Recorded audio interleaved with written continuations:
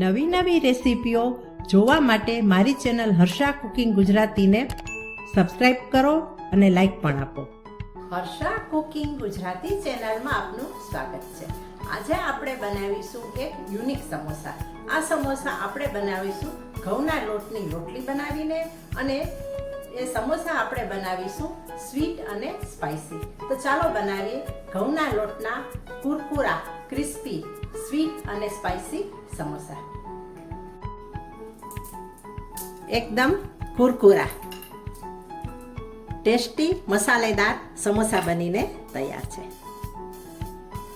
ઘઉંના લોટના કુરકુરા સમોસા બનાવવા અહીં ચણાની દાળને મેં 4 કલાક પહેલા પલાળી દીધી હતી. જોઈ શકાય છે એકદમ સારી રીતે પલળી ગઈ છે. 1 કપ મેં ચણાની દાળ લીધી છે અને સાથે આપણે એક બટેટું લીધું છે. બંનેને આપણે બાફી લેશું. ચણાની દાળને આપણે એવી રીતે બાફીશું કે દાળ ન થઈ જાય, આખી રહેવી જોઈએ. એટલે એ રીતે આપણે કુકરની અંદર ડબ્બામાં જ ઓછું પાણી નાખી અને આપણે બાફીશું, અને સાથે બટેટાને પણ આપણે બાફી લઈએ.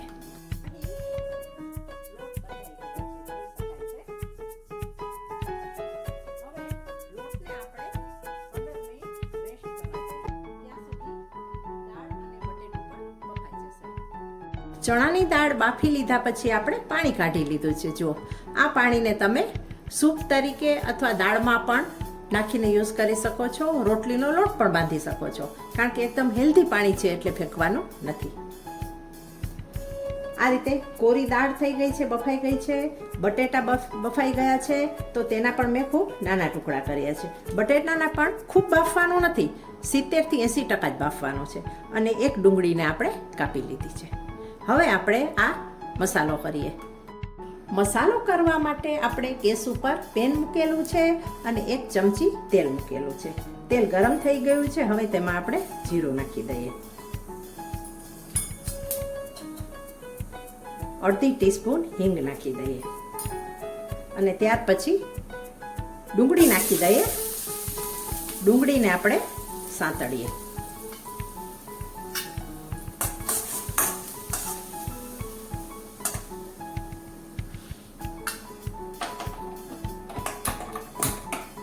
ગેસને આપણે સ્ટાર્ટ કરી અને મીડિયમ રાખીએ. ગેસને મેં વઘાર થતો હતો ત્યારે બંધ કરી દીધો હતો, જેથી જીરું અને હિંગ બળી ન જાય.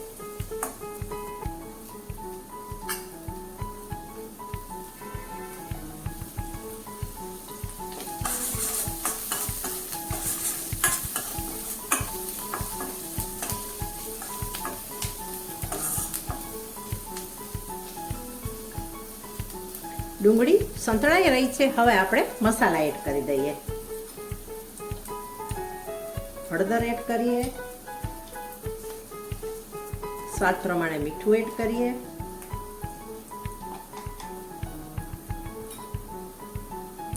એક ચમચી ધાણા જીરું પાવડર, 2 ચમચી આપણે મરચાંની ભૂકી નાખીએ, કારણ કે આ સમોસા મીઠા અને તીખા હોય છે. આ સમોસામાં ખાટો સ્વાદ નથી હોતો, મીઠો અને તીખો જ હોય છે. ગરમ મસાલો પણ આપણે 2 ચમચી એડ કરી દઈએ.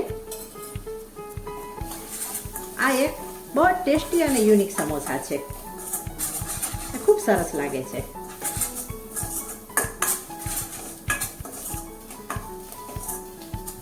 મસાલાની ખૂબ સરસ સુગંધ આવી રહી છે. ડુંગળી પણ સંતળાઈ ગઈ છે. હવે આપણે બટેટા એડ કરી દઈએ.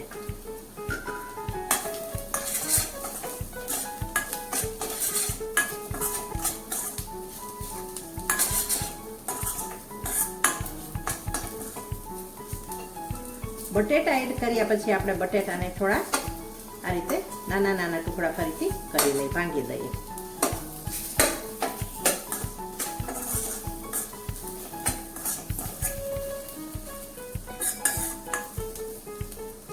થોડી વાર આપણે કૂક થવા દઈએ.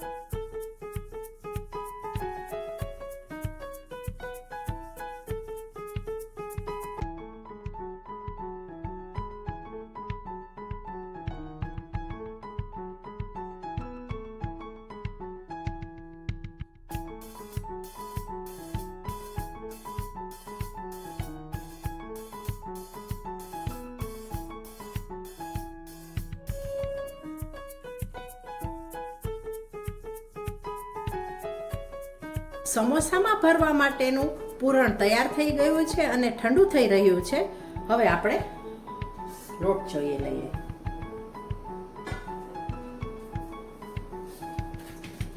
અહીં રોટલી બનાવવા માટે લોટ પણ સેટ થઈ ગયો છે.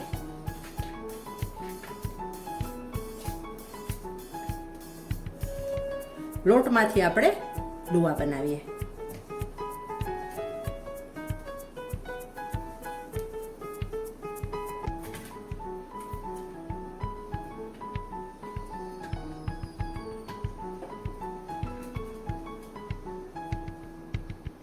પાટલો લઈ અને આપણે રોટલી વણીએ.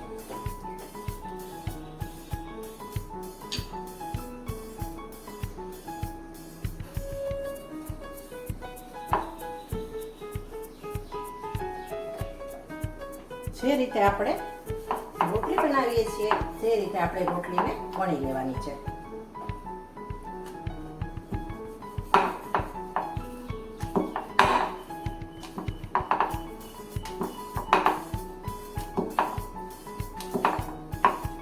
તમારે જેવડા સમોસા બનાવવા હોય નાના મોટા એવડી રોટલી બનાવવાની.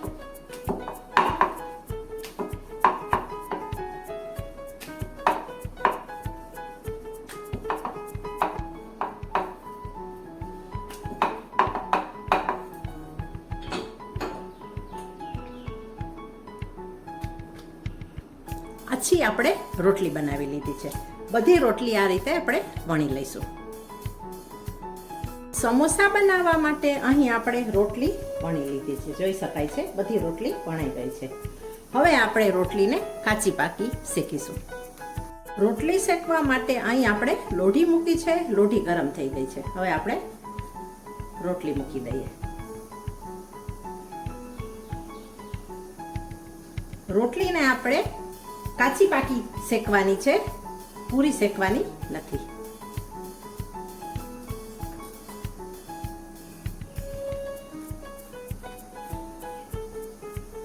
નીચેથી એવું લાગે કે સહેજ પાકી ગઈ છે તો આપણે આ રીતે ફેરવી લઈશું.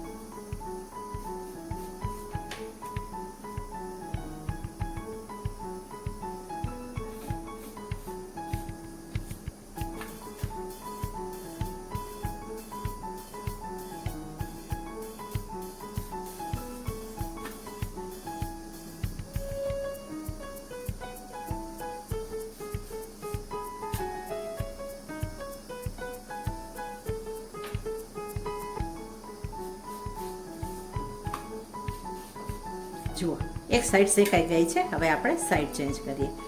રોટલીમાં બ્રાઉન ડિઝાઇન ન થવી જોઈએ, આવી જ આપણે કાચી પાકી શેકવાની છે.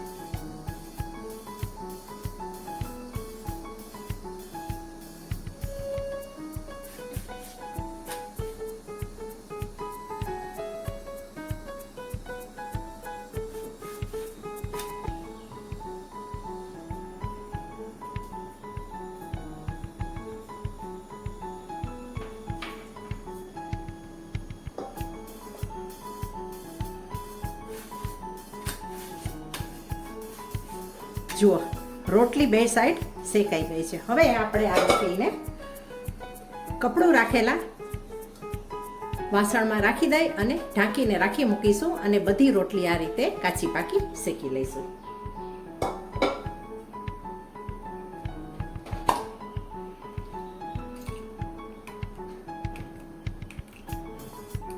રોટલીને આપણે કાચી પાકી શેકી લીધી છે.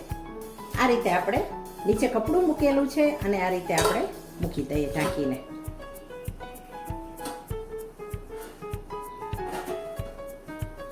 હવે આપણે ઘઉંના લોટની એક લઈ તૈયાર કરીએ. 1 ચમચી મેં ઘઉંનો લોટ લીધો છે. તેમાં આપણે થોડું પાણી એડ કરીએ.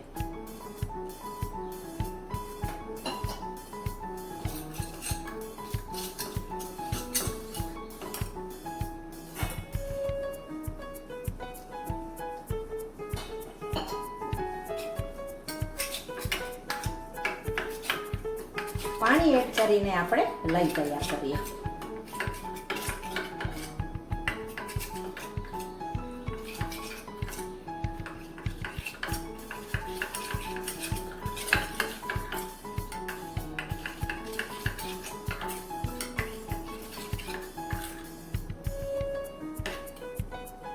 લઈ તૈયાર થઈ ગઈ છે.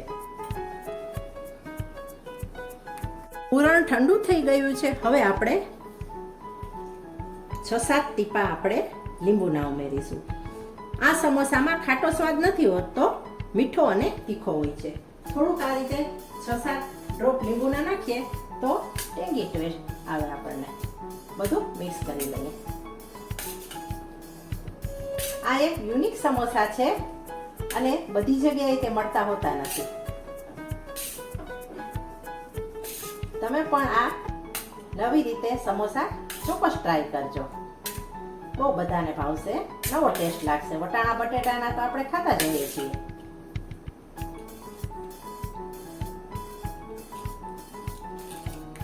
શેકેલી રોટલી લઈએ આપણે.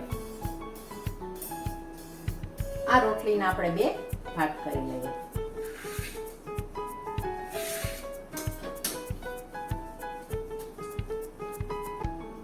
બધી રોટલીને આ રીતે આપણે કાપી લઈએ.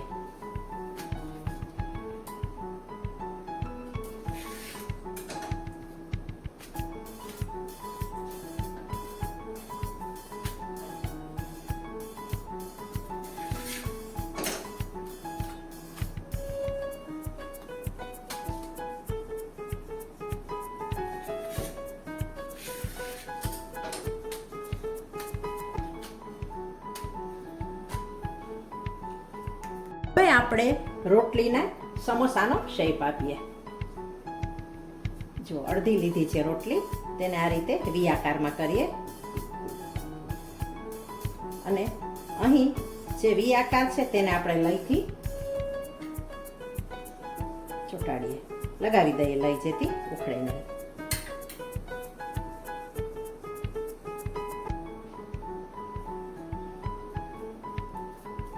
આ રીતે બંધ કરી દઈએ.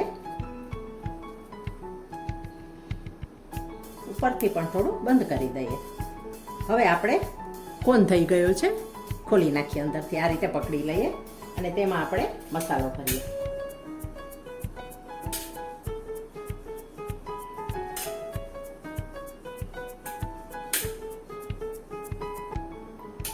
જુઓ, મસાલો ભર્યા પછી હવે આપણે સાઈડમાં પણ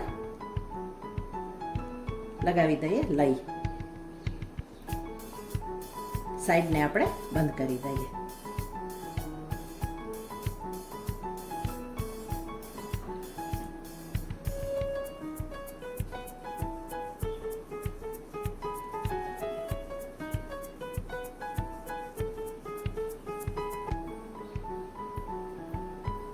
દબાવીને આ રીતે આપણે બંધ કરી દઈએ, જેથી તળતી વખતે ખુલે નહીં.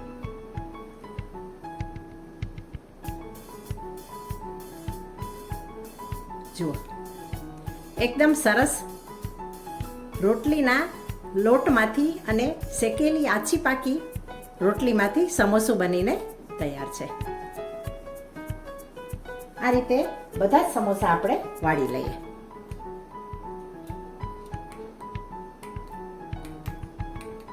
બધી રોટલીમાંથી આપણે સમોસા વાળી લીધા છે. હવે આપણે તળી લઈએ. અહીં ગેસ ઉપર પેનમાં આપણે તેલ ગરમ કરવા મૂક્યું છે. આ તેલ ગરમ થઈ આપણે સમોસા તળતા જઈએ.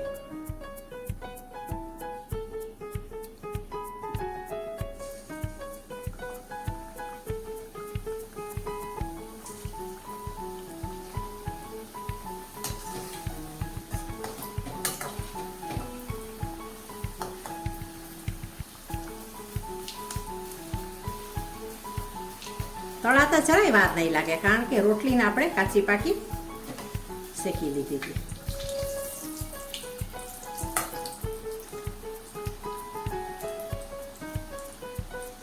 મીડિયમ તાપ પર આપણે ફ્રાય થવા દઈએ.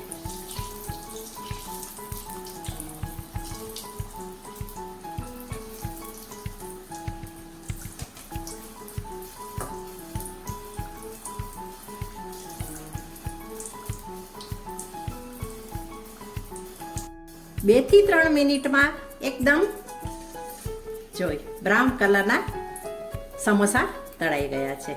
જોઈ શકાય છે સમોસું જરા પણ છૂટું પડ્યું નથી. એકદમ સરસ રીતે આપણે પડ બનાવ્યા હતા અને પડને આપણે લઈથી ચોંટાડી પણ દીધા હતા.